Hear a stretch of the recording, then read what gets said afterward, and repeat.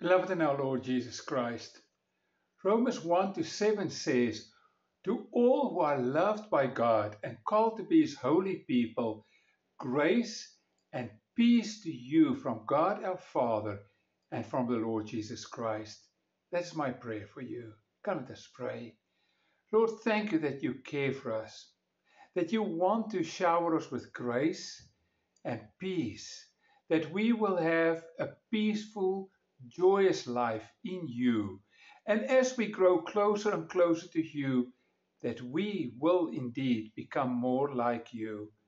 In Christ's name, Amen. Friends, we live in a time where great people are idolized and put on extremely high pedestals. Following the internet, you will very often stumble upon the term goat. Now, what is goat? An animal that lives on a farm?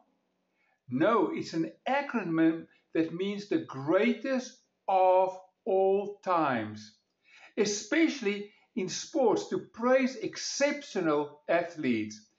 Quite a few of the leaders in the tennis world will be called GOAT. The problem, though, with idol worship is we mortals can never reach it. And so often, because we cannot get to those high places, we feel worthless. Uh, there can actually only be one greatest of all times, only one in each sport. But you know what? That's not how God reasons. He doesn't say one person only is the greatest. Who was the greatest prophet?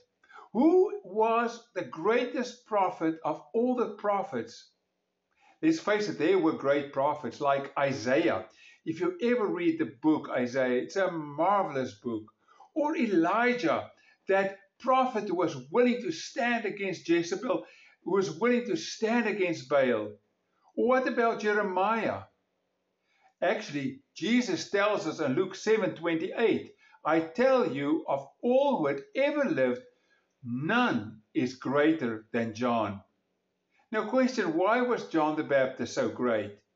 He was so great because he focused on Jesus. Every time that we are in the company of greatness, it's all about Jesus.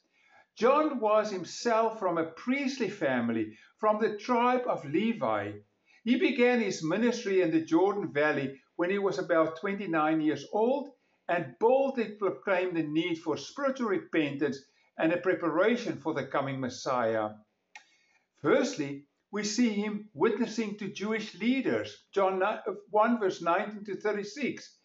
This is the testimony of John when the Jews sent priests and Levites from Jerusalem.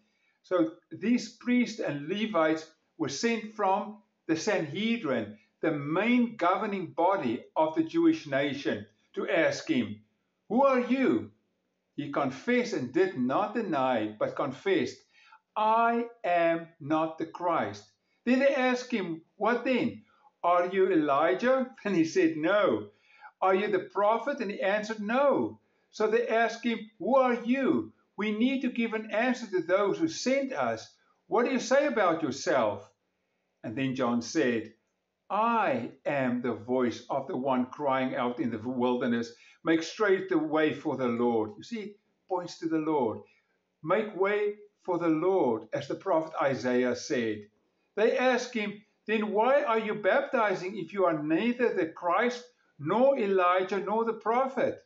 And then John answered them, "I baptize with water, but among you stands one who you do not know, who will come after me, the strap of whose sandal I am not worthy to untie." So Jesus said John is the greatest of all prophets. And John in humility said, "Not I, but Jesus," because he could point to the Messiah, the one who's going to die for our sins. He is greatest of all the prophets. You see, the prophets could say somebody's coming in the future. But now John says, there he is. And then on the next day, John witnessed to a second group of Jews. The next day, he saw Jesus coming toward him, and he said, Behold the Lamb of God who takes away the sin of the world. This is he whom I said, after me comes a man who ranks before me, because he was before me. But for this purpose I came, baptizing with water, that he might be revealed to Israel. And John bore witness, I saw the Spirit descend from heaven like a dove, and it remained on him. I myself did not know him, but he who sent me to baptize with water said to me, He on whom you see the Spirit descend and remain, this is he who baptizes with the Holy Spirit. And I have seen and have borne witness that this is the Son of God. The Father loves the Son and has given all things into his hand. Whoever believes in the Son has eternal life. Whoever does not obey the Son shall not see life, but the wrath of God remains on him.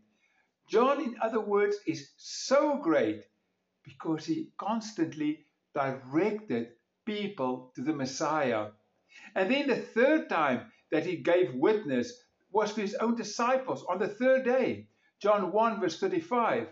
The next day, John was there again with two of his disciples. When he saw Jesus passing by, he said, Look, the Lamb of God. When the two disciples heard him say that, they followed Jesus. The Lamb of God gives the essence of John's testimony. A lamb was led to the slaughter in the prophecy of Isaiah. A lamb was offered in the daily sacrifice of Israel. The ultimate sacrifice of Jesus on the cross to atone for the sin of the world is what John refers to. John did not build his own kingdom. He was quite willing to give up his own disciples for Jesus. He said it also, I must become less. Christ must become bigger. John was so great because he directed people to Christ. Do you know that there are, though, people who are even greater than John?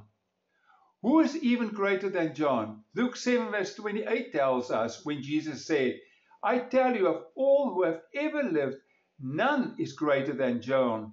Yet even the least person in the kingdom of God is greater than him. Did you hear that? Listen, John was the greatest of all prophets, greater than the Old Testament prophets, because he actually saw with his own eyes, personally participated in the fulfillment of what they only prophesied. He saw and he directed people to Jesus. That is his strength. In Matthew 11 verse 9 and 10, Jesus says, What do you go out to see? A prophet? Yes, I tell you, more than a prophet. This is the one about whom it is written, I will send my messenger ahead of you, who will prepare your way before me. So all of us who live after the cross is greater still than John the Baptist, because we participate in the full understanding and experience of something John merely foresaw. We know the actual atoning work of Christ. John and the prophets could show in the future it's going to happen, but we know what it's all about. We know that he died for our sins. We know about his resurrection. We know about the outpouring of the Holy Spirit. Jesus says, Blessed are the eyes that see what you see. For I tell you that many prophets and kings wanted to see what you see, but did not see it, and to hear what you hear, but did not hear it. What John pointed about and what we know and makes us bigger is that we know what leads to our salvation. We know what leads to our justification. We can witness. John the Baptist said to Jews on the first day, and then to Jews on the second day, and then to Jews on the third day, that is the Lamb of God.